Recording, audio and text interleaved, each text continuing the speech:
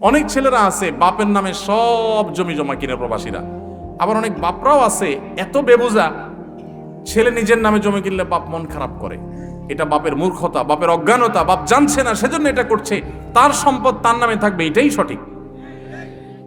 আপনার নামে থাকতে পারে, আপনার সে যে জমি বিক্রি করে গেছে সেই জমিটা আপনার আবার কিনে দিল, বা ওই পরিমাণ জমি কিনে দিল, টাকা দিল, বা আরো এক্সট্রা কিছু আপনাকে দিল গিফট হিসাবে। ঠিক আছে, বাবা অনেক কষ্ট করছে, এক সময় আমার বিদেশ পাঠাইছে, ঠিক আছে আমি বাবারে 2-4-5 বিঘা জমি কিনে দিলাম বা ওইটা করে দিলাম। এটা করুক, সে এটা অনুদান, এটা ক্লিয়ার, তাকে হাদিয়া।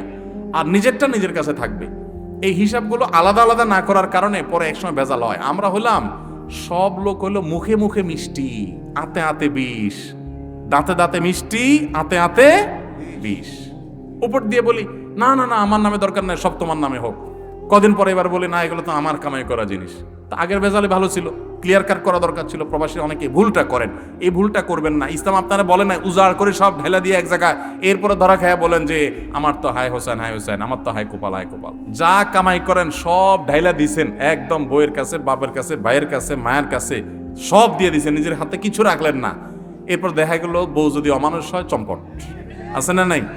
প্রবাসে থাকে তো বউরে কাছে পায় না, দূরে থাকে, মিস করে অনেক বেশি, ফিল করে অনেক বেশি, মহব্বতের ছোটে টাকা পয়সা সব বউয়ের নামে দেয়। আপনার তো ইসলাম এটা বলে নাই। বউরে কিছু দেন, তুমি খরচ করো স্বাধীনভাবে, বাট আপনারটা আপনার কাছে রাখেন। তাদের প্রতি একটু রহম দিল হবেন, খাই খাই করবেন না। যা দিতে পারে শুকর আদায় করবেন, না দিতে পারলে বেচারার ওজর আছে এটা বুঝবেন। কোনোভাবে ব্লেম এবং অভিযোগ করে বেড়াবেন না।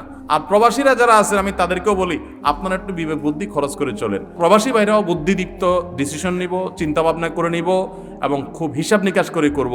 অনেক প্রবাসী এখনো আছে নিজের অ্যাকাউন্টও নাই, টাকা সব আরেকজনের কাছে পাঠাচ্ছে।